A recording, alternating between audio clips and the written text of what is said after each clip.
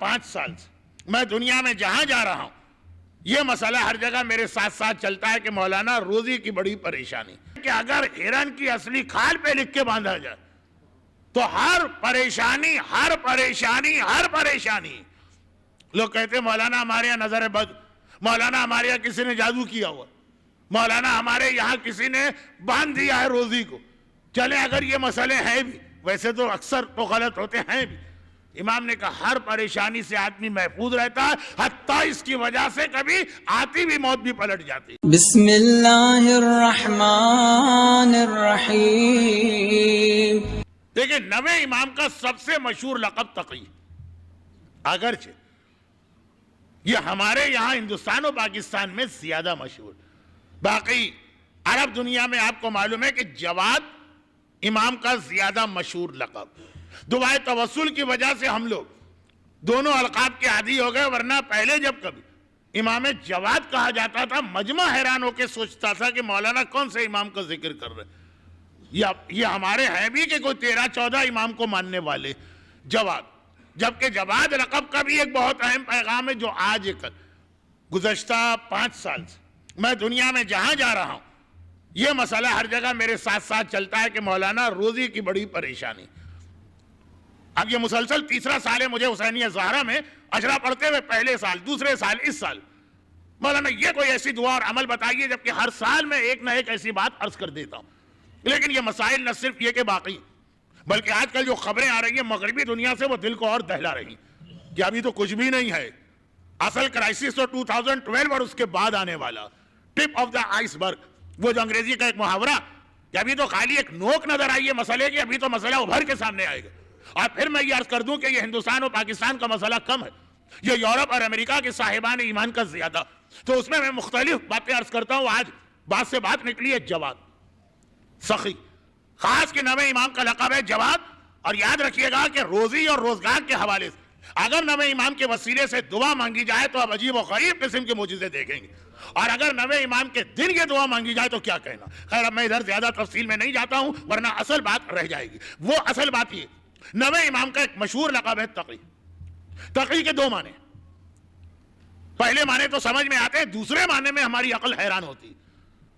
پہلے معنی یہ ہے کہ جسے اللہ نے بچایا، اور دوسرے معنی ہے کہ جس نے اپنے آپ کو بچایا۔ تقی کے یہ 2 معنی بہت اہم حالات ہیں نویں امام کے۔ تو پہلے معنی ہے کہ اللہ نے بچایا، یہ تو آپ کو وہ مشہور واقعہ یاد ہی جس کے حوالے سے ایک تعویذ ہمارے یہاں کی مائیں اپنے بچوں کے گلے میں ڈالتی تھی۔ گھر کے بعد لوگوں نے کمپلین کی کہ مولانا اس کا کوئی فائدہ نہیں نکلا، لیکن اس کے اندر ایک ٹیکنیکل مسٹیک ہوتی۔ وہ جو مشہور روایت ہے کہ اچھا اب یہ جو میں جملہ کہہ رہا ہوں یہ بھی ایک مجلس میں آئے گا تو آپ خود ہی حیران ہوں گے کہ سب آگے کی مجلسوں میں آئے گا تو آج کی مجلس میں کیا آ رہا۔ وہ یہ کہ نویں امام کی شادی مامون نے اپنی بیٹی سے کی تھی۔ یہاں فقیر اور بھکاری خاندان کی لڑکی جب ہمارے گھر میں آتی ہے تو فرمائشیں کر کر کے اس طرح ہمارا دماغ کھا لیتی کہ لگتا ہے کہ کسی شاہی محل کی کوئی شہزادی ہمارے یہاں آ گئی۔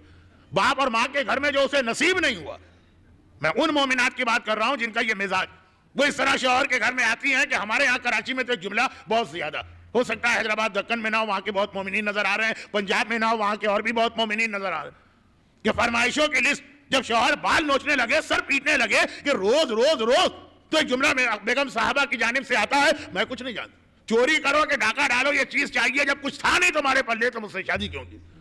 22ویں پارے کی آخری آیت کا ترجمہ پڑھ لیجیے گا، میں وہ بات کھل کے نہیں کہنا چاہتا، بہت اہم آیت ہے 22ویں پارے کی آخری آیت۔ اس کے فوراً بعد جو آیت ہے وہ 23ویں پارے کی پہلی آیت، جس کے اندر آیت تثیر آئی ہے۔ تو آیت تثیر سے پہلی والی جو آیت ہے وہ بھی کبھی پڑھیے، اور خالی ترجمے سے تو کام نہیں چلے گا، لیکن نہیں وہاں ترجمے سے بھی آپ سمجھ جائیں کہ یہ ہماری خواتین میں سے بعض کا مزاج کہاں سے بنا۔ یہ عورت ہی وہ چیز ہے کہ جو سب نہیں لیکن بہت ساری آدمی کے تزکیہ نفس کو ختم کر کے رکھ دیتی، ساری زندگی کا تقوی قربان کر دینا پڑتا، عورت کی خاطر جھوٹ بول کے کمانا پڑتا ہے، رشوت لے کے کمائی کرنا پڑتی ہے، سودی ادارے میں کام کرنا پڑتا ہے، لیکن اچھی عورتیں بھی۔ ابھی تو صرف اتنی سی بات کہ مامون نے اپنی بیٹی کی شادی کی، اور یہاں پہ ایک سوال آتا ہے جس کا جواب کل آئے گا، اور وہ سوال یہ آتا ہے کہ آخر مامون کو کیا سوجھی کہ اپنی شاہی محل کی پلی بھی بیٹی اور اس کی شادی اس نے نویں امام سے کی، جن کے بارے میں معلوم ہے کہ یہ انتہائی سادہ زندگی گزارنے والے۔ فضہ کا واقعہ کئی بار آپ نے سنا ہے، اس لیے میں خالی اشارہ کرتا ہوں۔ کہ یہ 9ویں امام کی یا 8ویں کی یا 6ٹھے کی یا مولا کی سادہ زندگی مجبوری کی نہیں تھی. وہ سونے کا دریا بہا سکتے تھے لیکن مرضی خدا کے مامون کو معلوم. چلے اگر ویسے معلوم نہ ہو, کوئی کہہ دے کہ بھائی ہم اور آپ اپنے اماموں کے حالات پڑھتے, مامون کیا پڑھتا ہوگا؟ 8ویں امام کو اپنے محل میں رکھ کے, محل تو نہیں اپنے شہر میں اپنا مہمان بنا کے 2 سال رکھا نا, تو اگر یوں نہیں پتا تھا تو خود اس نے دیکھ لیا. پھر کیا ضرورت تھی کہ اپنی بیٹی کی شادی کرے؟ 2 بڑی اہم ضرورتیں جن میں سے دوسری والی ضرورت مومنین کا مسئلہ, لیکن ابھی نہیں, ابھی تو جو اصل بات ہے وہ پوری ہو جائے. 9ویں امام شادی ہو گئی, اور اب اس کے بعد بیٹی جو تھی وہ تو نہیں جانتی کہ میرے باپ نے شادی کیوں کی, وہ تو یہ دیکھ رہی ہے میں شاہی محل کی پلی ہوں, وہاں پہ ہر نعمت خالی میرا اشارہ ہوتا تھا اور ہر نعمت حاضر, بلکہ بغیر اشارے کی ہر نعمت حاضر. دونوں چیزیں حلال اور حرام. شاہی محل میں وہ شراب پینا چاہے تو کون روکے, شاہی محل میں وہ گانے سننا چاہے تو کون روکے, شاہی محل میں وہ ڈانس کی پارٹیز کو دیکھنا چاہے تو کون روکے گا؟ شہزادی. اور حلال بھی, جو لباس چاہے, جو زیور چاہے, جیسا کھانا چاہے, جہاں گھومنا چاہے, ہر چیز حاضر. 9ویں امام کے گھر میں نہ حلال میں اس طرح کا اسراف ہوگا اور حرام کی تو گنجائش ہی نہیں ہے, تو بچی بالکل مطمئن نہیں ہے اپنے شوہر کے گھر سے. Complain complain complain complain. اور مامون جو ہے 9ویں امام پہ ہاتھ اس لیے نہیں اٹھانا چاہتا کہ ابھی ان کے بابا 8ویں امام کا الزام میرے اوپر آیا. الزام کیا حقیقت تھی, تو گھبرا رہا ہے کہ اگر میں اتنے جلدی دوسرے امام کو بھی شہید کر دیا تو بغاوت ہو جائے گی. لیکن کب تک؟ مسلسل مسلسل مسلسل. پتھر پہ بھی پانی جیسی نرم چیز گرے تو پتھر میں گڑھا یا سوراخ ہو جاتا. یہ اچھائی کے لیے بھی اور برائی کے لیے بھی. اچھی باتیں آپ کسی کو سناتے رہے سناتے رہے سناتے رہے سناتے رہے, ایسا وہ بدل جائے گا کہ آپ سوچ بھی نہیں سکتے تھے کہ ایسا شرابی ایسا نمازی بن گیا. ہم نے اپنی آنکھوں سے دیکھا. جو پہلے مذاق اڑا رہا تھا, تالیاں پیٹ رہا تھا, بھائی عمر ابن جموح کا کیا ہوا؟ یہی تو ہوا نا, مدینے کا سب سے ڈھیٹ قسم کا کافر. جب سب مدینے والے مسلمان ہو گئے تب بھی یہ اسلام لانے کو تیار نہیں تھا, اور پھر جو اسلام لایا تو کیسا پکا مومن بنا کہ پیغمبر نے کہا اس کا حق ہے اللہ پر کہ یہ جو دعا مانگے اللہ قبول کرے گا. بہت مشہور واقعہ عمر ابن جموح کا. ایک ہم اور آپ ہوتے ہیں کہ شریعت پہ عمل کرنا واجب ہو جائے تو ہم بہانے ڈھونڈتے ہیں. روزہ کیوں نہیں رکھتے؟ کہا والدین نے روزہ کشائی نہیں کی تھی اور وہ تو مر گیا, بغیر روزہ کشائی کے روزہ کیسے رکھا جائے؟ بھائی داڑھی کیوں نہیں رکھتے؟ کہا بیوی نہیں مان رہی ہے. دیکھیں بیوی کا بھی تو اسلام میں بہت بڑا حق ہے. ہم نے کہا کوئی حق نہیں ہے اس معاملے. اچھا والدین کا, ماں کا تو ہے نا, شادی میں سونے کی انگوٹھیاں ماں کے کہنے پر ہی پہنی جاتی ہے نا. شادی بیٹے کی ہو رہی ہے, پاگل ماں ہو جاتی ہے, اپنی جہنم خریدتی ہے بیٹے کی شادی میں. اب ہمارے پاس بڑے بڑے واجبات کے اندر بہانے. اور عمر ابن جموح, ایک لفظ میں ذرا غلط استعمال کر رہا ہوں, پہلے رسول خدا سے معافی مانگو پھر اپنے مجمع سے. عمر ابن جموح اتنا سخت کافر تھا کہ جب سارا مدینہ پیغمبر کے آنے کے بعد مسلمان ہو گیا تب بھی اسلام لانے کو تیار نہیں تھا, اور اتنی اپنے بتوں کی حفاظت کرتا تھا. مدینے کے نوجوان آ کے اس کو بار بار کہتے تھے کہ کیا تمہارا بے وقوفانہ عقیدہ, لیکن کوئی اثر نہیں ہے. جب اثر ہوا, اب مدینے کے نوجوانوں کی ایکٹیویٹیز, اس کے گھر میں ایک بتخانہ بنا تھا, یہ روز آنا صبح اٹھ کے چیک کرتا ہے بت سارے رکھے ہیں کہ نہیں, کیونکہ رات کے وقت نوجوان اس کے گھر میں داخل ہوتے ہیں بتوں کو اٹھا کے لے جاتے. کسی نے کہیں پھینکا, کسی نے کہیں پھینکا. اب یہ پورا دن مدینے کی گلیوں میں گھومتا, اے میرے اللہ تو کہاں ہے, میں تجھے ڈھونڈ رہا ہوں, تو کھو گیا, مل کے نہیں دیتا, یہاں سے اٹھایا وہاں سے اٹھایا وہاں سے اٹھایا, جھاڑ پہنچ کے صفائی کر کے, جیسے آپ نے دیکھا نا صبح دکاندار دکان کھول کے کیا کرتا, وہ سارے لا کے لائن سے لگا دی. تو آخر پھر یہ کیفیت ہوئی کہ آخری دن تو ایک نوجوان نے جو اس کا سب سے بڑا بت ایک مرے ہوئے کتے کی ٹانگ میں باندھ کے کنویں میں پھینک دیا. اب یہ ڈھونڈنے نکلا, ہے میرے اللہ تو کہاں چلا گیا, تیرے بغیر تو میرا گھر جو ہے بے رونق ہے. ڈھونڈتا چلا, لیکن جب کتے کی, مرے ہوئے کتے کی ٹانگ میں بندھا ہوا نظر آئے, بس ایک بار دل و دماغ بدل گیا, اس کو میں اللہ کہہ رہا ہوں. اور پھر جو یہ مسلمان ہوا تو دیکھیے جو غلط لفظ میں نے استعمال کرنے کی آپ سے معافی مانگی کہ پیغمبر اس کو بہانہ سکھا رہے ہیں. خیر وہ بہانہ نہیں تھا, عذر, اور یہ قبول کرنے کو تیار نہیں. ہمیں روکا جا رہا ہے گناہ سے, ہم بہانے بنا بنا کے گناہ کر رہے ہیں, اور پیغمبر اس کو بتا رہے ہیں.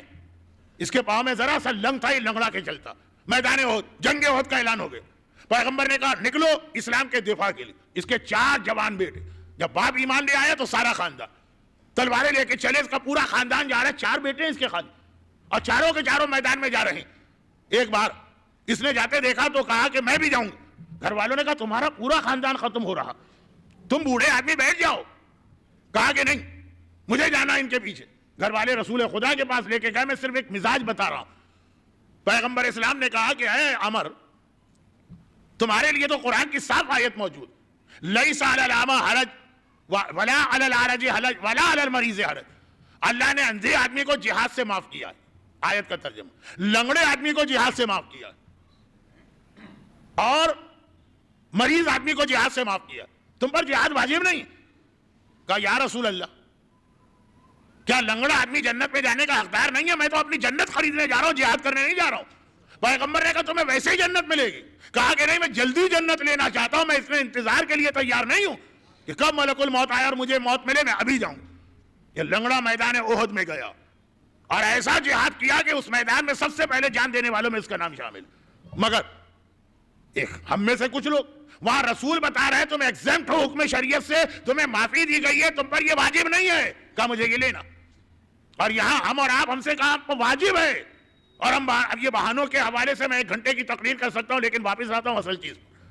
مامون رشید مان رہا کہ میں نے اس مسئلے میں دخل دیا اپنی بیٹی، لیکن فرزند رسول اب تو بتائیے کہ آپ محفوظ کیسے رہے. ایک سوال اس نے احتیاطاً کیا جو آپ کے دماغ میں آ چکا. میں دیکھ رہا ہوں آپ کے چہروں کو، آپ کے دماغ میں آ چکا. اس نے سوال کیا بھی امام سے.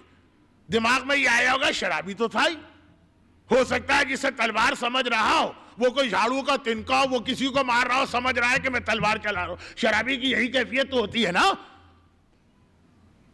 جس کو امام کا بدن سمجھ رہا ہے، ہو سکتا ہے کہ وہاں پہ کوئی تکیہ وکیہ رکھا ہو. شرابی شراب کے نشے میں کہاں اس کو خیال ہوتا. شاید یہ غلط نہیں. امام کا جواب بتا رہا ہے کہ وہ صحیح ہے. امام نے کہا یقیناً تو تلوار لے کے آیا اور تو نے میرے بدن پہ اتنی تلواریں برسائیں کہ انسان کا بدن ٹکڑے ٹکڑے ہو جانا چاہیے. پھر ایک عجیب جواب امام نے دی.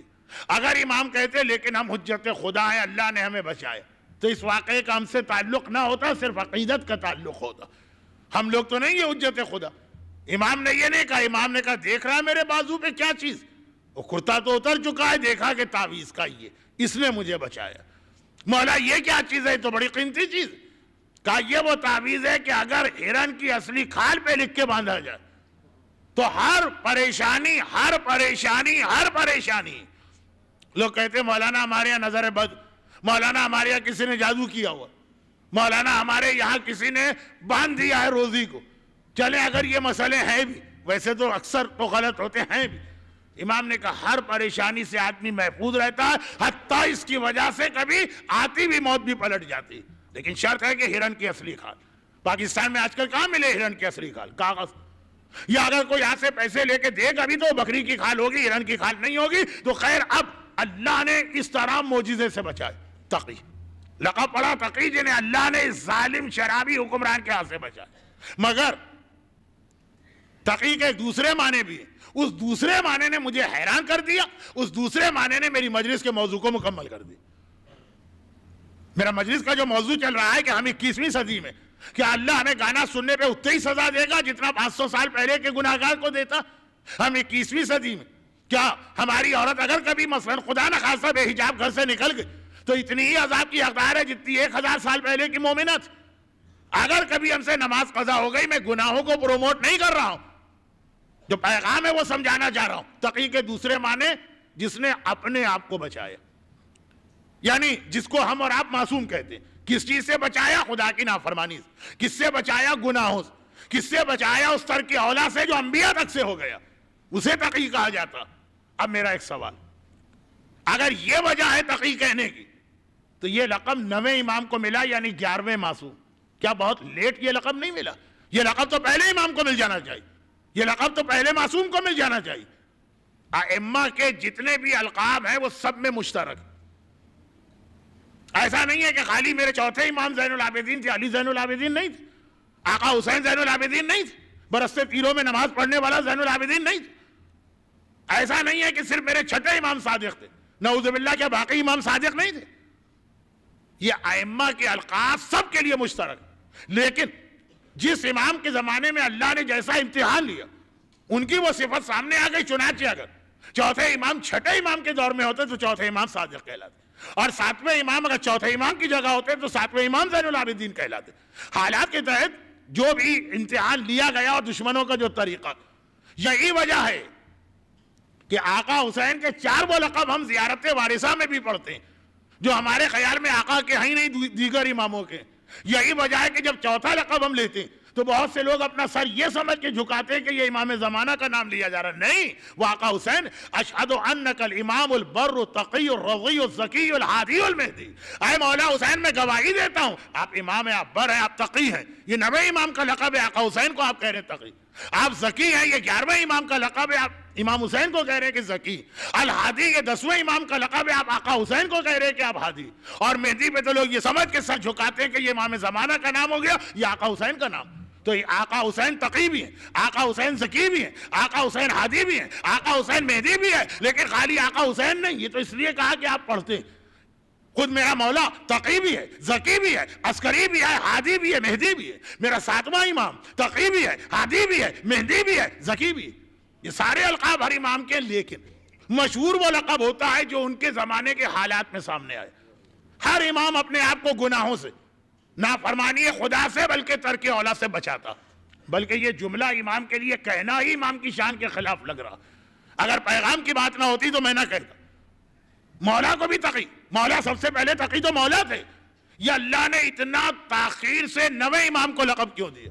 تاکہ 21ویں صدی کے مومن کو پتا چل کہ وہ جو امتحان دے رہا ہے آج کے فیس بک کے زمانے میں، وہ جو امتحان دے رہا ہے آج کے ٹویٹر کے ماحول میں، وہ جو امتحان دے رہا ہے آج کل کے انٹرنیٹ کے زمانے میں، وہ جو امتحان دے رہا ہے آج کل کے 4G قسم کے آئی پیڈ کے زمانے میں، اللہ جانتا ہے اور اس کے حساب سے اللہ اجر دے گا. ہر امام تقی. یعنی باقی القاب کو اب چھوڑ دیجئے، ٹائم نہیں رہا. مگر دوسرے معصومین کی توہین نہیں کر رہا ہوں، حاشا و کلا، یہ مقصد نہیں ہے. مگر مولا کی جو عصمت ہمارے سامنے آئی، آقا حسین کا جو کردار ہمارے سامنے آیا، یہ جملے بھی اچھے نہیں. چوتھے امام کی جو عصمت ہمارے سامنے آئی وہ 9ویں کی طرح آتی، لیکن اس وقت کے حالات کچھ اور تھے. اب بہت جلدی جلدی جملے کو سمیٹ لوں. اور وہ یہ ہے کہ باقی ائمہ نے جو عبادت کی، جو تقویٰ دکھایا، وہ خانہ کعبہ میں بیٹھ کر، مسجد نبوی میں بیٹھ کر، مسجد کوفہ میں بیٹھ کر، اپنے عصمت و طہارت والے گھر میں بیٹھ کر. اور 9ویں امام نے جو تقویٰ دکھایا وہ مامون رشید عباسی کے گناہوں والے محل میں بیٹھ کر. مسجد میں بیٹھ کے عبادت کرنا بھی بڑا مرحلہ، مگر شاہی محل کے عیش و آرام میں بیٹھ کے عبادت کرنا اللہ کے یہاں یہ اور زیادہ درجہ رکھتا ہے. خانہ کعبہ میں بیٹھ کے بھی تقوی کا مظاہرہ کرنا بہت بڑی بات ہے، لیکن گناہوں کے درمیان، گناہوں کے ماحول کے درمیان بیٹھ کر تقوی کا مظاہرہ کرنا یہ چیزیں دیگر ہے. تو 9ویں امام کا امتحان یہ ہوا کہ تمہارے دادا، تمہارے بابا، تمہارے بزرگ، انہوں نے عصمت و طہارت کے ماحول میں زندگی گزاری. یقیناً وہ بھی محل میں آتے تو ان کا بھی یہ کردار ہوتا، لیکن جو کہ اللہ نے ان سے وہ امتحان لیا. خانہ کعبہ کا تقویٰ اور ہے، مسجد النبوی کا تقویٰ اور ہے، مسجد کوفہ کا تقویٰ اور ہے، بیت سیدہ کا تقویٰ اور ہے. اور شرابی، کبابی، زانی، جواری، ڈانس کی پارٹیاں رچانے والا، گانے بجانے کی محفلیں سجانے والا، نمازیں قضا کرنے والا، اس کے محل میں بیٹھ کر کردار کا اتنا اعلیٰ نمونہ دکھانا یہ اور ہے. اسی لیے تقی بنا 9ویں امام کا لقب. اور ہمیں درود بھیجے محمد والا.